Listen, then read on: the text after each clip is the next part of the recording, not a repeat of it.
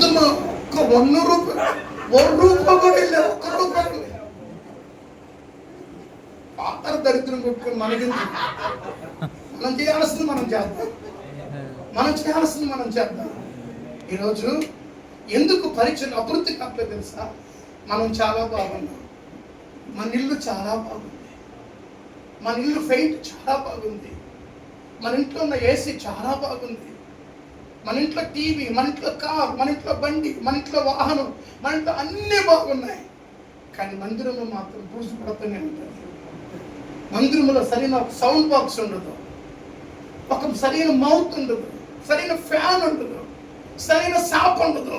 మరి ప్రియులారా, మరి ఆ దేవుడు నీ మీద దేవుడు వస్తాడా? చిచి, నిన్ను దేవుడు వాడుకుంటాడు. చిచి, అసలు సేవకుడివే కదా.